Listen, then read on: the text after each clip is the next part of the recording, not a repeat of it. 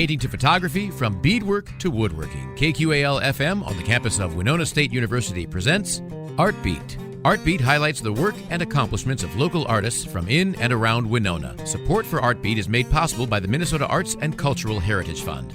Imagine yourself as a pirate, scavenging the Atlantic Ocean with your crew looking for the treasures hidden within the sea. You and your scallywags have ventured far and wide. Aboard this ship is an elephant. Wait a second. That's not in the script. This week, we talked with Rodrigo Escalante, Scenic Designer for the Great River Shakespeare Festival 2022. Rodrigo talks with us about the importance of reusing set pieces, how a set feels when it's arranged, and how to translate reality into a given space. Rodrigo also talks with us about how he incorporated the ocean into his set in a very unique way. So find your scallywags and grab your eye patches as we learn more about set design together. I'm Max Ackman, and up next is KQAL's Bill Stoneberg with Rodrigo Escalante, Scenic Designer for the Great River Shakespeare Festival, today on Art Beat. I'm here with Rodrigo Escalante, and he is the Scenic Designer for several productions this year at Great River Shakespeare Festival, which runs now through the end of July here in Winona. Rodrigo, thank you so much for joining us today. It's a pleasure meeting you, William. Thank you. And first off, I just want to kind of ask, how long have you been with the company, and how did you get hooked up with Shakespeare Festival? This is my first year with Great River Shakespeare, and I got here through an interview process. However, we've been working on the design of these shows since last year. Right. So it's been a few months of, creating the world of three very different productions. Right. So which productions are you working on? So this year, the three productions I'm working on are Twelfth Night, The African Company Presents Richard III, which is a Carlisle Brown play, and Always Patsy Cline, which is the musical this season. Right. Yeah. Oh, fun. Three very different productions, too. Just for our listeners, because a lot of people might not know, and I don't know a lot about set design either.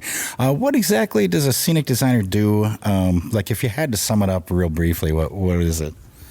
I would say scenic design, in my case, specifically for theater, it's the creation of an environment for the play or the musical through a process of research, selection, and translation. And I can expand on that if you would like that. Yeah.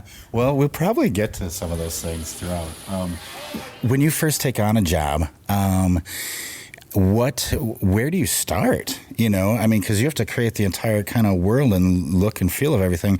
Where do you start? Do you start with a script? Do you have meetings with the directors? How does it go down? Yeah, I think right away I read the script and I sort of write down ideas and do some research of things that I think could work. Mm-hmm. But then I have a meeting with the director. The director is usually who sets a style for how the production is going to be presented. Each play or any piece of theater can be interpreted in so many ways. And it's usually the director who has that vision and guides the rest of the team towards that single vision. Right. And that very particular interpretation of a piece of theater. Mm-hmm. Right. And like you said before, you've been working on this for months, which I know a lot of people might think, they've been working on it for a couple months. But you guys have been working on this for a while. You probably started maybe in the winter or fall? Or? Yeah, we started with the winter. And before then, just the selection of what plays are going to be presented this season, that's all part of the process. What goes into, what do you think is the most important part of set design? What's the crux of it? What do you want the audience to feel or sense from it? What's the most important part? I talked to some folks in costume design, and they talked about accessories being very, very important. What do you see as something that people might not realize that you guys do that's very important to the sets? I think sometimes it's important to be evocative. I like sets that can be recognized as a stage and do not try to fool you into thinking this is a real place. And what you are trying to do is be evocative of certain styles. Most of the times, plays take place in various locations. But if you can find the right mood and something that will feel, and that's part of what inspired me to do theater, it's the fact that walking into a room can make you feel a certain way. And I feel like that is the core of set design. It's not so much what's physical, but just what's created with the compilation of different elements on stage. Right. So I'm curious. I worked a lot with photography in school, and do a lot. I've worked with video a lot in my career. And in those situations, light is very important. So, I'm always noticing the light and where it is, where it's headed, where it's, coming from. Does that happen to you, like in your everyday life? Do you notice when you walk into a place, what is it that grabs you? What are you looking at and noticing about different places, like whether it's a room or a park or whatever? Yeah, I definitely feel that. And sometimes I feel like the scale of things can make you feel a certain way. The materials, sometimes there are materials that look soft, there are materials that are harsh, and I feel like all of those things can certainly make you feel something, hopefully. Right. Oh, I never thought about like that, like the scale and the texture, That's super interesting. Oh, like the set that we're looking at here, is this for African Company Presents? This is actually for 12. This is the set for 12th night. Okay. So, like I know our listeners can't see this, but the set has some really cool colors kind of painted across it and kind of wavy designs, some pastels and earth tones. Like, what's the inspiration behind that? Yeah, so I think that's one of the exciting things about set design for theater, is that you are not necessarily looking to recreate reality, but you are finding a way to translate reality and give it new light. What really inspired this was the director was interested in having the feeling of a proximity to the ocean. Okay. And I was inspired by just the shape of the water, the shape of the waves, but also sometimes the rock strata that you see in cliffs near the ocean. Yeah. That's what really inspired that paint treatment. I realized that we couldn't quite represent the ocean in any specific way on the stage. People were going to recognize that it wasn't real.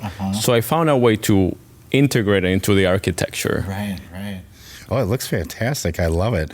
How about like other departments? How closely do you have to work with, like, say, lighting or even sound design? Does that play into what you do as well?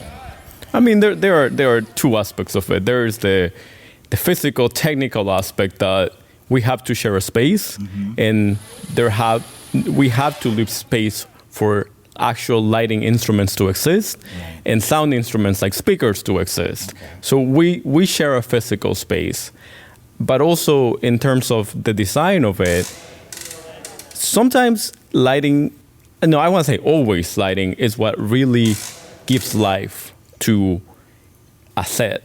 There are the actors who always bring life into it, but a lighting designer can make it look like so many different ways. And I'm honestly always astonished by a lighting design on any of my sets, because it takes it to a place that I never imagined it could go. And it's always my hope that a set that does not change throughout the show can feel different. And lighting design is very successful at that. Right.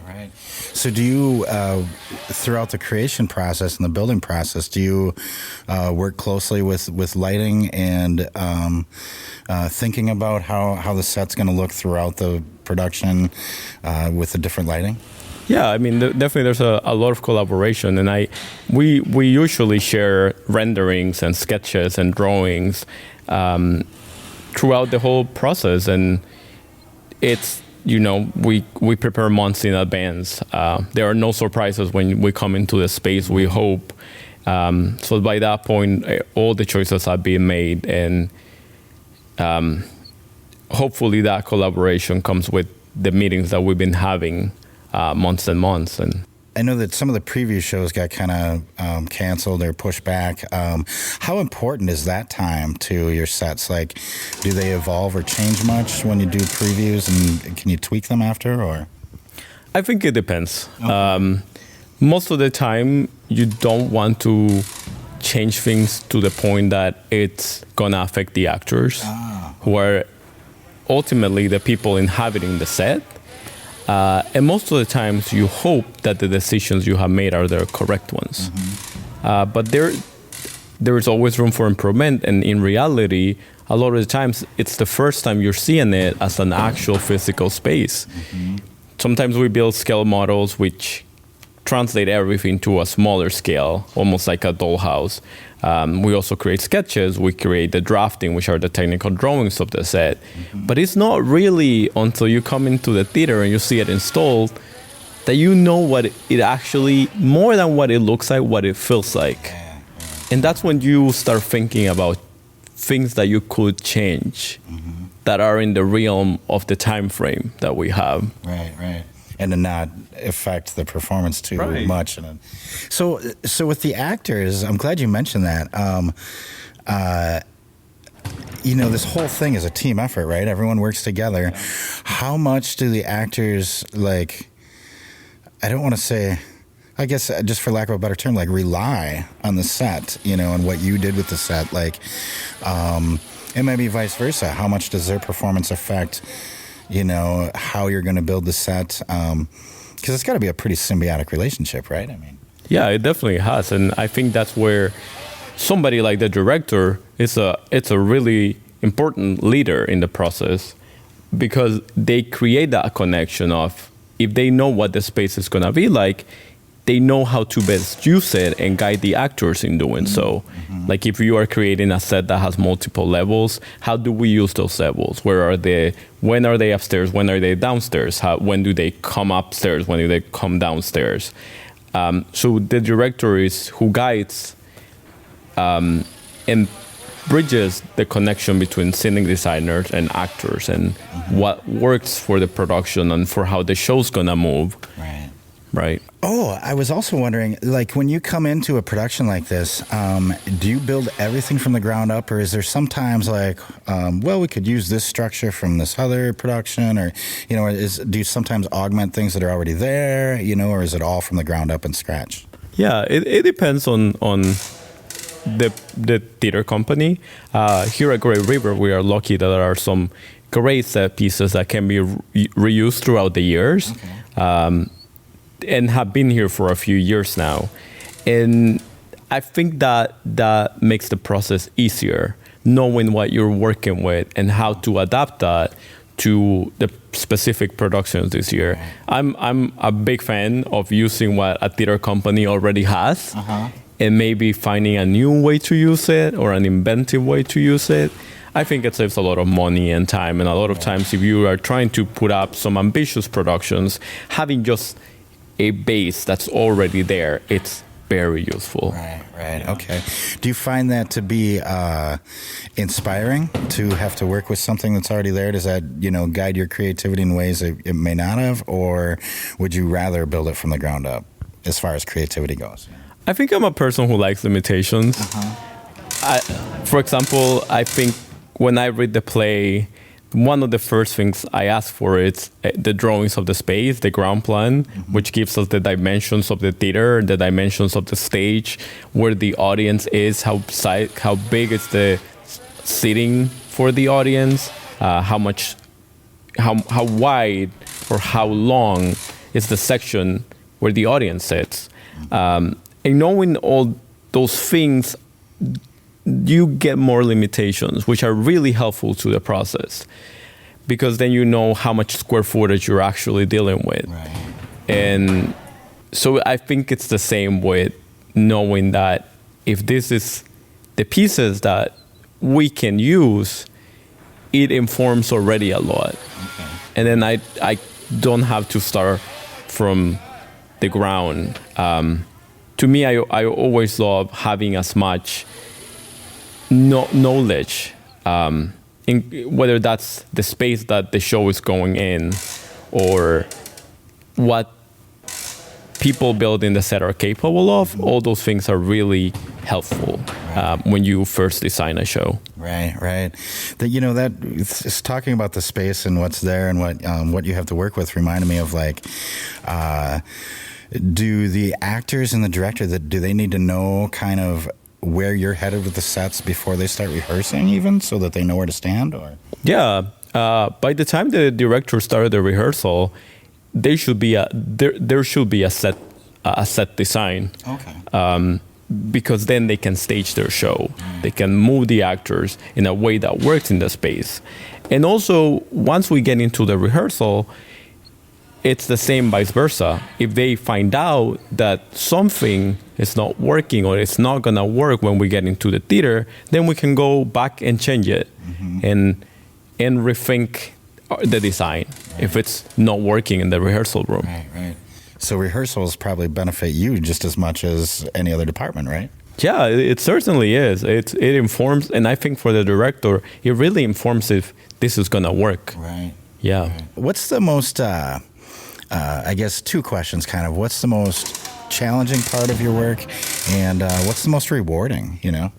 I think the most rewarding part is coming to a theater that's filled with an audience and you see them really connecting with the characters. I think that act of empathy that theater creates is absolutely beautiful. And I'm a person who also not only likes evoking emotions, but I also like the spectacle part of it. And if you can surprise the audience with something, that is always extremely rewarding. And I think the most challenging part is it's getting it up. All the limitations that you run into, the things that you hope wouldn't happen. So I think the whole process of getting a set from conception to execution is always challenging. Right. It's never easy. Right. Well, that's why it's rewarding, right? Because it was a challenge. Right. How did you yourself get into set design to begin with? Was it something you always wanted to do, or something you found out later when you were part of a production, or how did you get into it? Yeah, I'm glad you asked. I really thought for a long time that I wanted to do film. And that's because I grew up in Central America, and I didn't have much exposure to theater, but I did have a lot of exposure to film. And I was really interested in just creating the environment for a movie. But I also, growing up, went to a circus a lot. And I thought there was something so special about that connection between the performer and the audience, that there was an agreement to whatever happened in that little square footage that is the circus ring. There was an understanding that wasn't real and that was performative, and it was there for the sake of entertaining.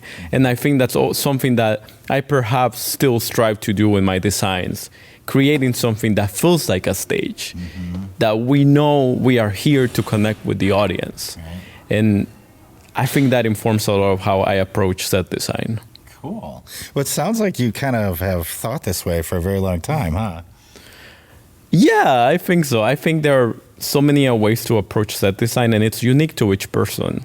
And there is something that inspires you to do it. And for me, it's been that. It's been creating a space that's specific for performance.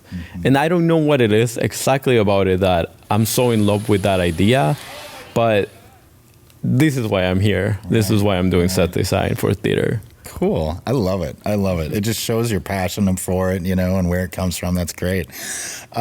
What about like young people who are thinking about, where they want to create sets for movies or sets for theater, or maybe someone who's just interested in theater in general and doesn't know what they want to go into. But set design specifically, what would you recommend to young people, something they can do to kind of find out if they like it, and maybe a path they can follow to get there? I will say get exposed to it as much as you can, whether that's going to see shows. Now we have great resources online, even like if you find YouTube videos of set designers talking about their process or just the process of building a set, and then you'll see if you like it. I think that's part of what informed what I wanted to do. I watched a lot of YouTube videos of set designers talking about how they went about their process, and that was so inspiring. So I would say get as much exposure as you can, whether that's going to see shows, whether it's like your local high school or your local city, or it's like a touring show, and then find out if that's something you're interested in. For me, I know that I'm a huge fan of set design, and I still to this day, when I see productions that I have no involvement in, I still, when I see a great set design, it's really inspiring. And I just love doing this, and I love seeing other people's work as well. Nice. What is something about set design?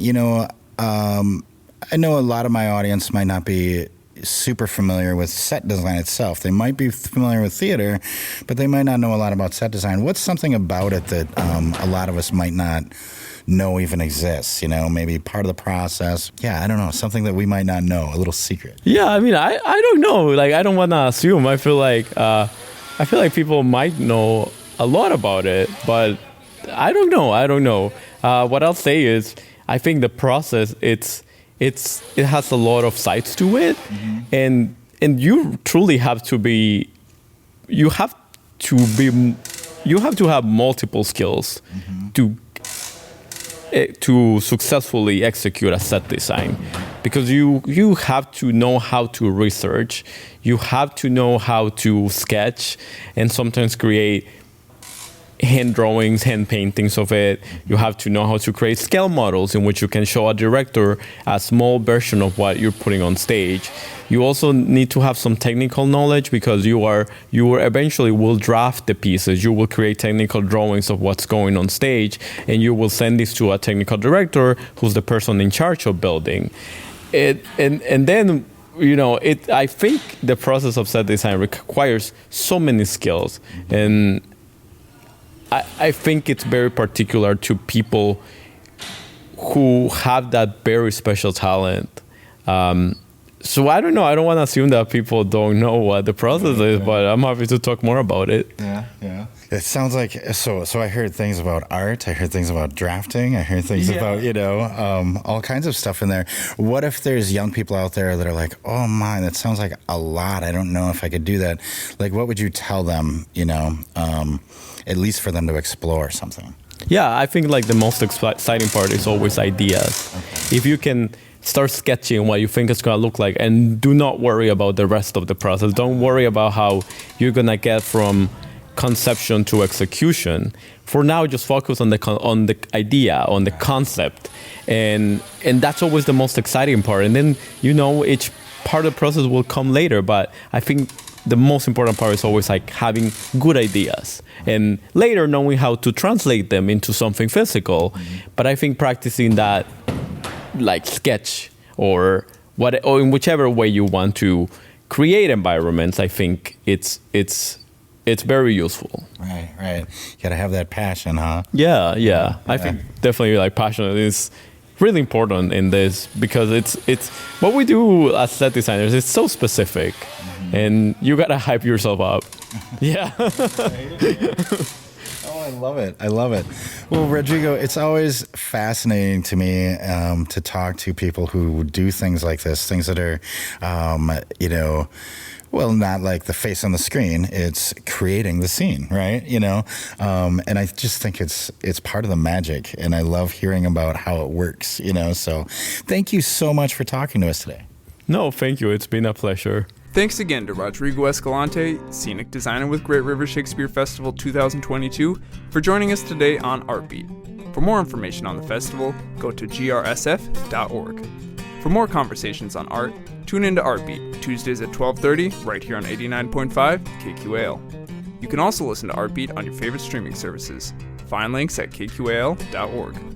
I'm Max Ackman, and we've been talking about scenic design at the Great River Shakespeare Festival 2022 with Rodrigo Escalante on Artbeat. Artbeat is written and produced by KQAL FM on the campus of Winona State University. Visit us on the web at KQAL.org.